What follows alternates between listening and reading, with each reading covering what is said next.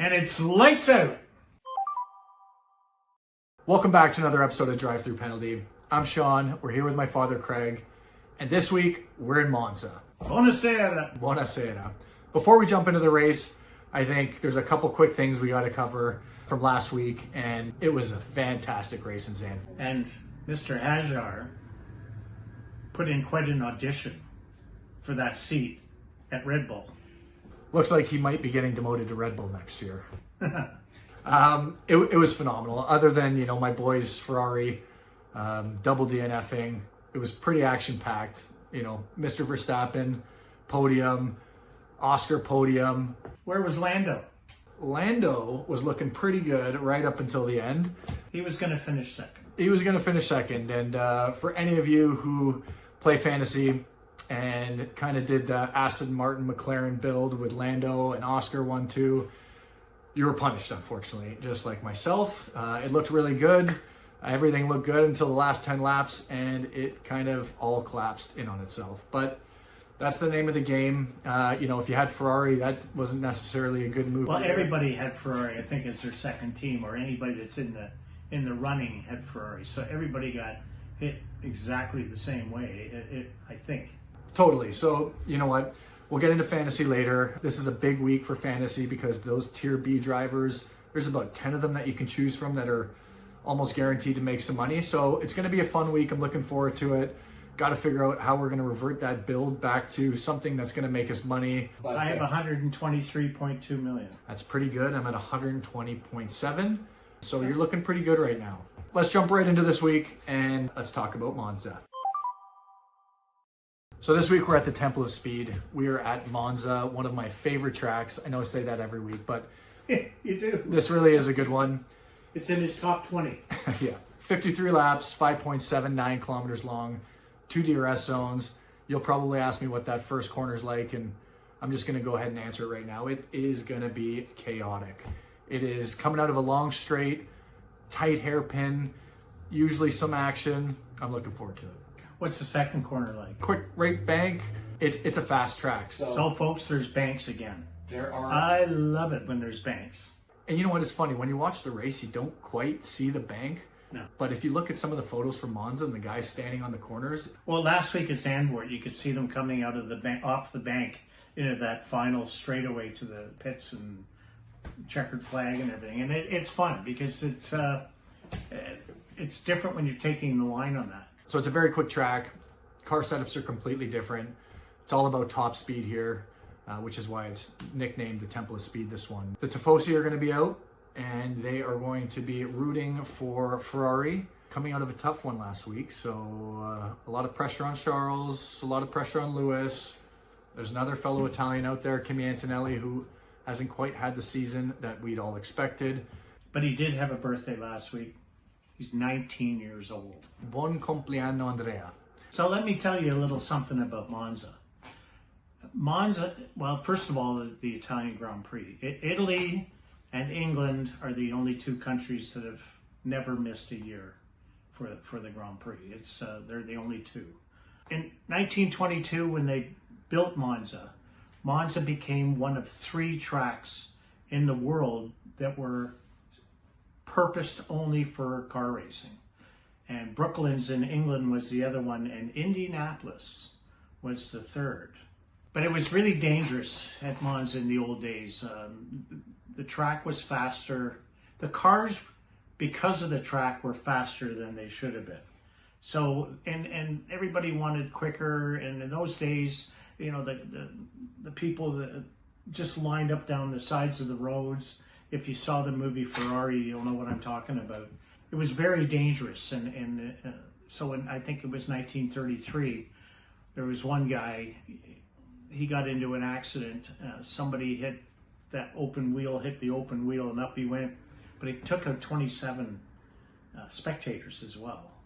Wow. So they had to decide what they were going to do. So they tried to slow down the track. And they put in hairpins, they took the banks out, and it did slow them down. But it slowed them down to the point where the English were now faster because they had the mid-engine cars, so everything was better balanced. So Enzo at Ferrari said, we need to pick up the pace. So they went back to bank corners and fast tracks. The guy's getting hurt all the time, but that was his idea because he didn't care. To quote Enzo, one of the quotes I always loved. You could see his arrogance and everything, right? I'm going to have to look at it to get it right because it's a bit of a tongue twister. Aerodynamic efficiency was for people who built poor engines. Well said, Enzo. So, who do you have winning this race this week? This week I have, how can you not have, Oscar Piastri. Number 2, I think, is Lando Norris, unless he takes the penalty that they're suggesting might happen because he might have to replace some parts in his engine. He's not allowed any more parts allowed to change there, so there's a grid penalty of 10 spots, and I think an additional 5 for each other part he has to change out. But if they don't go for that, then I think it's McLaren 1-2. Sorry, Italy, I don't see Ferrari in the top 3.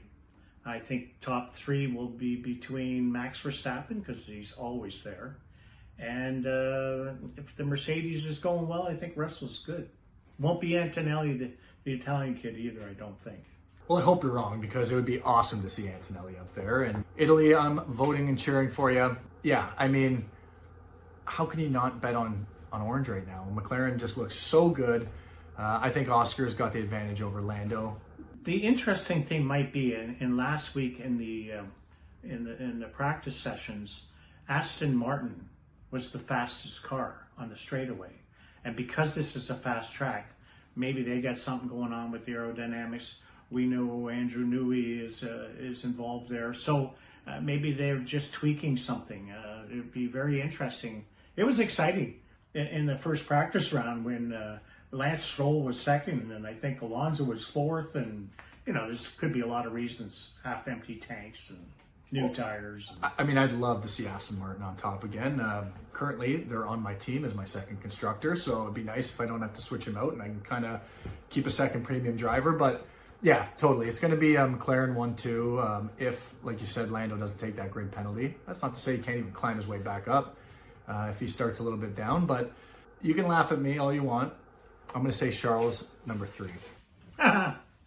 And this week, I don't know if you saw online, they're going to be decked out in their blue gear. They're doing their special edition like they do every year in Monza. I think last year was black and gold. And why don't they do that somewhere else? Because this is Ferrari in Italy. The thing should be Ferrari red because every flag in that stadium is going to be Ferrari red. There's not going to be any blue flags. Forza Azzurri. No blue hats. There won't be any of that. As we know, if you watch soccer, the blue is kind of the color. But anyways, I agree with you. It's probably a good idea to stay with the red theme this week. Say I won that one. Yeah. And just for the young guy's sake, I hope Kimi Antonelli can figure it out this week because it would be a great birthday gift if he could pull it together. And obviously, the fans want to see him do well. I think he's choking would be a horrible word to use on a 19-year-old. I just think he's right now mentally in over his head. Doesn't mean he won't get out of it, but he's under a lot going on there with Toto and everybody else. So I think it's the time in our segment, Sean, where you should jump in a Ferrari and take us for go as fast as you can in a Ferrari, okay? And show us the lap, but because last week we tried something different, a bit of a race, but I like it when Sean goes on his own because we actually, as viewers, get to see almost as if we were driving it ourselves, and I think that's the best way to do it. Andiamo. We're here at Monza, the Temple of Speed. DRS is open. Staying to the far right side of the track here to avoid the bumps. Approaching a very difficult turn 1 hairpin.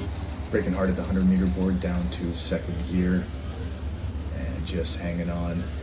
Accelerating quickly. At turn 2 there. Heading into the Curva Grande here. Avoiding those inner curbs. 8th gear. Heading into turn 4 and 5th. The 2nd chicane. An obvious overtaking place there. Quick acceleration. Quick turn 6. Using those exit curbs, quick to turn 7 here as well. Just hanging on again. Now we're approaching the famous Ascari chicane here. This was named after Alberto Ascari after he lost his life. Down to 4th gear, using those exit curbs. Maximum track, 5th gear. And we are heading into the final section here, the Parabolica. All the way up into 8th gear. And downshift to 5th gear, just cutting the grass a bit. 6th, 7th. Picking up speed into the final straight. Can open up that DRS. That's a lap. A Monza. Thanks for the lap, Sean. It does look quick. You made it look quick anyways. Good for you. Thank you. Maybe it's time you take us down fantasy lane. I think we should, because there's a lot to talk about, and the nice thing about this week is everybody can kind of have a different build. It's nice to see variety. So we're going to use our favorite tool as always, the F1 Fantasy Budget Builder, and let's jump right into it. Welcome back to another F1 Fantasy segment. As always, we're going to talk F1 strategy this week, and this is applicable to anybody who's in an F1 Fantasy pool or playing for the global rankings. You watched last week, we know what happened. This team looked great on paper, but it didn't quite finish the way we wanted to. It was looking awesome until about 10 laps to go when Lando's car conked out. Other than that, Sainz, an unfortunate race for him, put him to the back of the pack, and he didn't get the points he needed to get that increase. But as we predicted, Bortoleto and Lawson both did, so we're happy there. Piastri, McLaren, and Aston Martin all gained value, 0.6 million for the most part, so we're happy with that. But forget about last week, we're moving into Monza. What are we gonna do? If your team looks like this, I'll quickly talk about what my plans are to revert back to a team that I think is gonna work. And if you kind of played it a little more safe and you had Ferrari in there, you didn't have Lando Norris, and you had somebody else, I'll kind of show you what drivers you should be looking out for. So as always, our favorite tool is the F1 Fantasy Budget Builder. We're gonna jump over there right now. We're gonna take a look at some of the assets that are predicted to score points, but again, most importantly, to gain us some value and increase our cost cap, because we're nearing the end of the season. It's pretty tight in the pool. It's kind of like a race to that 2A premium to hopefully win this thing. And I'm still about 2 weeks out, and I'm close. I can kind of do the 2A light, which I'm not completely set on because I'm not a big believer in Kimi Antonelli right now. But let's have a look at our Tier A constructors. Still McLaren number 1, Mercedes number 2 right now, only needs to score 10 points to gain that 0.3 million. Red Bull looking all right, 17 points for that maximum increase, and Ferrari after that double DNF needs a whopping 74 points. I don't like it. So I don't think I necessarily want to revert back to them. Looking down at Tier B in constructors, Aston Martin is basically guaranteed to score that 0.6 million again, as long as they don't get less than negative 43 points. But I'm also fighting, and having Aston Martin as that second constructor might hinder my outcome. That being said, Craig mentioned earlier, they're quick on the straights. This is a quick track. So let's watch FP1 and 2 and 3 before we ultimately rule Aston Martin out. But most likely my plans right now are to revert to a Tier A, and probably going to be Mercedes as my second constructor. Fingers crossed they're going to do okay this week. That's basically all I can say. Most importantly, your Tier B drivers, Hajar, after that incredible podium, has now put himself at the top of this list. He only needs negative 16 points for that maximum increase of 0.6 million, which is great. So if you didn't do what I did and you're still playing it safe, maybe you have 2, maybe you have 3 moves you can make this week, I would be looking at putting in Hajar, Bortoleto, Alonso, Stroll, but he's a stroller coaster whenever you have that guy on your team. And I'd rather have Albon if it were up to me, because he only needs an extra point than Stroll for that maximum increase. And then, you know, these guys are still really good options because they don't need too many points. They can still hit that max increase, but not as likely as maybe the top 5 guys I mentioned. So Lawson's still a good person to have in your mix this week. I'm probably going to hang on to him. Colapinto, Ocon, Hulkenberg, probably we mentioned last week was a good time to sell because he's been on a ride for the last 5-6 races. And, you know, we sell him now, we gain that 4 million that he's increased, and that's a pretty good win. And then there's Sainz with 14 points for that max increase, 9 for the 6.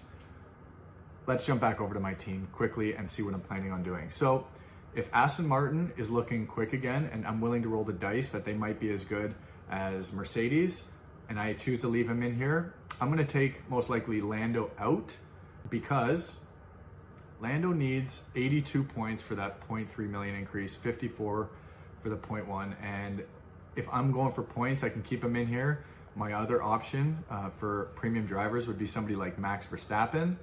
And Max only needs 61 points, still a lot. My next best would be Russell, who I'm seriously considering. So if I were to keep Aston Martin, I make that one switch. That's only one change. I can switch one other person. I'd probably drop Sainz, and I would be putting somebody in, like we mentioned, Alex Albon, Fernando Alonso, probably my pick, because then I would have, you know, one of the top 3 drivers, or even better, put him in for Isaac Hadjar. So we could obviously do that as well. So that's an option. If I decide to go back to Mercedes, like I mentioned, I still have Lando Norris in there, and let's say Carlos Sainz, because I'm going to take Lando Norris out. So I'm just going to put Carlos Sainz back in there. Lando is probably going to be replaced by Kimi Antonelli. So this is the week I might be testing my 2A light, or, you know, I play it safe and I change a couple of the other drivers. But yeah, I think we need to get Norris out. If not, we keep him in, we remove Sainz, switch him for Hadjar. That's pretty much what I'm thinking this week. In terms of chips, we're running out of time. It doesn't look like it's gonna rain, so probably not gonna use that no negative chip. That's the forecast. Send me your builds down below. Good luck to y'all, and if you have any questions, hit us up. Best of luck, and let's hop back into the video now. Well, thanks for the fantasy stuff, Sean. I, you know, again, take what you want and leave behind what you don't, but he at least uses that tool, which everybody has a chance to see that. And by now, if you've been watching it a few times, you can pick out who you think are going to be risers as far as making money. Totally, and like he was saying, it's more of a guideline. It's more just to kind of see how the top 1,000 players are setting up their builds. It's different. Every league's different. So, you know, if yours isn't as competitive, maybe you have a little bit more leeway to have fun with your builds. But if you're going for that top 10K, top 1,000, you're trying to win your league, I gotta say, the F1 Fantasy Tools website is by far the best out there. So, good luck to everybody. We're in Italy. We're in Italy. That being said, I know you like your pasta. Don't drink too much wine. Don't eat too much pasta. Non ti prego, pare. Pretty good pronunciation, I gotta say.